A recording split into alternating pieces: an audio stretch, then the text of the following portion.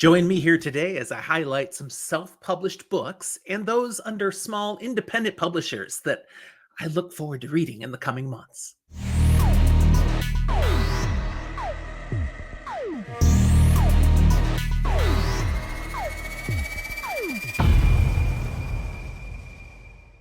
I feel badly that I can't get to all the books that I want to read nearly as quickly as I wish I could. There's just too much to read. I'm torn three ways with my reading plans. First, I read classic fantasy and science fiction that I missed over the years that I'm really enjoying catching up on. But secondly, then, there's always new, highly acclaimed fantasy and sci-fi works coming out that I'm like, ooh, I want to read that too.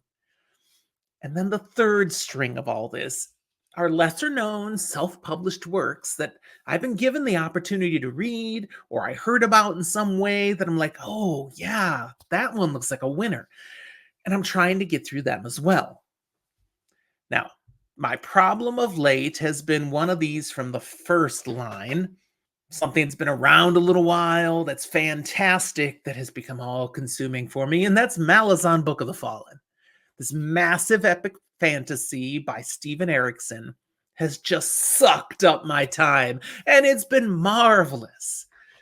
But these 10 huge books have genuinely stolen from the time I would have otherwise been giving to reading a far wider variety of books. I mean, some of these great books are 200, 300 pages, and you can just go through them like that, and you're moving on to the next one already. But that is not Malazan Book of the Fallen, and this stuff is dense, and it takes time to process. But so good. Now, I'm on the downward stretch. Less than half of the book, of the final book, still waiting to be finished. I think I hit 56% this morning. So I'm getting there. And I'm starting to think, therefore, about some of these self published or small indie published books that are waiting for me, ones I already have and are going to be getting to soon. And I thought, hey, these are on deck. Let me take a moment to give them some love, to shine some spotlight on the books that I will be reading soon and you'll see featured on the channel in the coming months. So here you go. I got 11 of them for you today, and it starts off with the one I've already begun, Kumasagi. This is a 4-book series by Leslie Shue. And this first one, part 1, each book is just called Part 1, Part 2, Part 3, Part 4, and a name. And this one's name is Destin. Okay, so I started it. It starts with a bang, a great start to the series. This first one came out in 2020, but the last book of the series only came out in May of 2023. So it hasn't been around that long. It's an epic fantasy saga set in a richly detailed world inspired by Pacific Islander and Asian cultures. You definitely get those vibes. The story revolves around Najat, the spiritual guide known as the Kumasagi, who becomes mystically bonded to his brother's wife.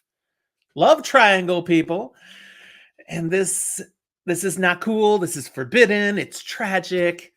And the story that unfolds then is captivating, all against the complex backdrop of spirituality and a semi-aquatic society. These people are not just people like you and I think. It's not your everyday fantasy experience. And I love when an author pulls out something fresh and unique in the fantasy genre. So well done. And I look forward to finishing this series. Second one I have for you is a necromancer called Gam Gam by Adam Holcomb. This is a novella that kicks off a series, though right now there is just the novella. But book 2, which will be the first full novel in the Chronicles of Gam Gam, is scheduled to come out in just a couple of months from now, October. This first one came out in May of 2023. A grandmotherly necromancer seeking resolution for her past with the help of her loyal entourage, an undead cat and a spectral knight. She's going to come into interaction with a girl who's on the run from the Eternal Empire because of the mysterious power that she possesses. So when this chance encounter pulls them together, Gam Gam will do what it takes to protect young Mina from the rogue sergeant hounding her, including raising the dead. It's what necromancers do. I'm looking forward to it. This book series seems to have a little bit of humor embedded into the action of a fantasy tale. And I mean, necromancy. It's got to be good, right? Next up, King of the Forgotten Darkness by Eric Goodwin. This is an advanced reader copy that I was given. The book is available on pre order, but doesn't release yet until next April. 24-year-old Liam is a traumatized warrior in a paradise free of war. He works his high rise job. He is safe, comfortable, and free of suffering.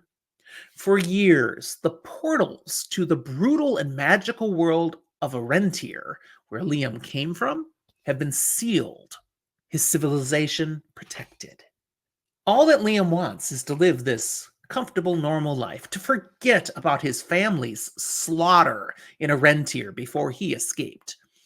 But soon he learns that one of his family members is still alive. Flushed with terror but clinging to hope, Liam illegally returns to Arentier's savage but very wild beauty. Once there, however, he finds that much more than fear and hope had awakened in him. See, doesn't that just pull you in? I'm looking forward to this one for sure. Next up, Odyssey to Trappist 1 by Francesco Gazzo. This is book 1 of the Voyage of the Endeavor series. It was released just 2 months ago, and we're getting some sci-fi into my reading. What would happen if the crew of a starship awoke from cryostasis with a 1,000-year journey still ahead of them? Oops. The spaceship Endeavor and its crew were sent on a 1,000-year journey to terraform and colonize a planet in the TRAPPIST-1 system. However, a malfunction caused half of the passengers to awake from cryogenic sleep only a few decades into the journey. Andrew takes command of the ship now for the last 30 years of the voyage and feels it's his duty to bear witness to future generations of the living conditions the crew endured through this vast journey, generation after generation, to survive this odyssey. Should be interesting. I'm not sure where this will go, but I look forward to giving it a try. The next one, and I'm guessing how to say it, Conquiste by Dirk Strasser. This is another advanced reader copy. It releases at the end of the month, so it's imminent. By the time I get to it, it will already be out. This is a historical fantasy novel that follows Capitan Cristobal de Varga and his men as they venture into a mysterious new world during the Spanish conquest of Peru in 1538.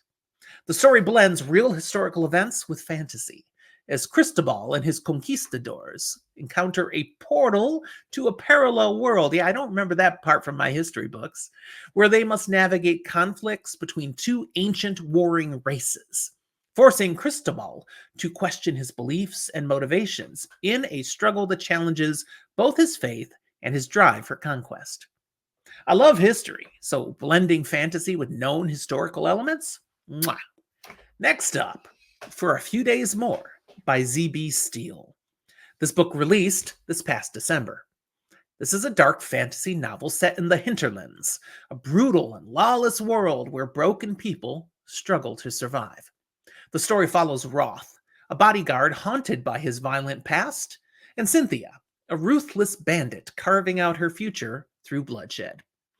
The novel blends elements of grim dark fantasy, yes, and westerns with intense, morally complex characters. Yeah, well, that's grimdark for you. Another very different style of fantasy novel waiting for me. I love having so much variety. Next up, The Black Crown by John A. Douglas. This is book 1 of his planned Age of Adventures series and was released last November. We've got an epic fantasy novel following Prince Ragath, a half-orc who embarks on a quest to prove his royal heritage and reclaim his place in a world where orcs are feared and despised. Set after the Orc Wars, the story is filled with adventure, camaraderie, and self-discovery as Ragath, accompanied by a diverse band of adventurers, navigates a world that blends classic fantasy elements with themes of prejudice, identity, and belonging. This has been just sitting out there for a while, waiting for me. I've interacted with the author, John, online, and I've enjoyed my chats with him. I'm confident I'm going to enjoy the heck out of this book. Then we've got Vision of the Veil by Jake Stolman. This was just released this past February. Another science fiction novel. This one is set in a sun-worshipping empire where Princess Lorne experiences a terrifying vision of a great shroud enveloping her planet's sun, Atar, threatening to plunge their world into darkness. Desperate to prevent this apocalyptic event, she turns to her brother, the king, to devise a plan to save their civilization from impending doom. Sounds like it could be interesting. It'll be a little while before I get to it, but it's on the list. And after that, I've got more sci-fi, but a little more. This one's called The Eye of the Universe. I've got a physical copy of this one by Matt Waterhouse. This is described as a psychological sci-fi horror novel. I love all elements of that. It's set aboard the wrecked starliner Persephone, where a lone survivor struggles against isolation, madness, and cosmic horrors. The protagonist forms a bizarre companionship with a corpse named Ziggy as they confront the terrifying presence of a giant, unblinking eye in space, watching their every move, waiting for their resolve to falter. Very different. Bizarre? I am intrigued. Then we've got Openumbra, book 1 of the Temporal Catharsis series by N.R. Gravel, or Gravel. Not sure how he pronounces this. A dark fantasy novel set in a world recovering from a devastating battle where a mysterious abduction leads to escalating dangers. As the protagonists embark on a perilous journey across dangerous lands, they uncover increasingly dire threats that challenge their resolve and survival. As I come up with these synopses, keep in mind, I haven't read any of these, so this is what I find that I believe they're about as I try to piece things together. This one is really big, so I'm sure there's a lot more to it than just what I put. And when I actually read the back, it says very different things than what I just said, but part of what I said is in there.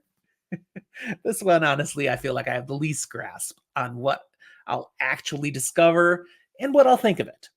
And it's over 600 pages. So I truly hope I get sucked in and it's just amazing, but we'll see.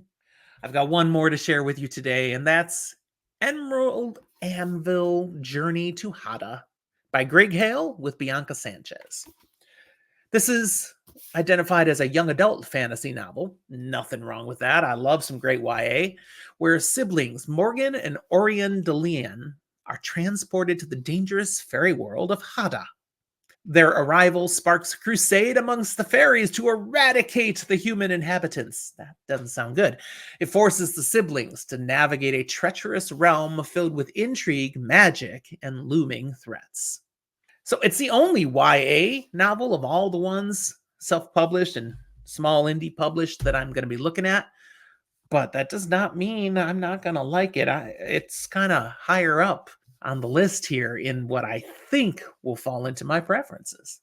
So those are my plans for the nearest future. That's still months of reading, but I didn't want to wait to share the goodness any longer. I wanted to get them out in front of you, things that I'm looking forward to reading.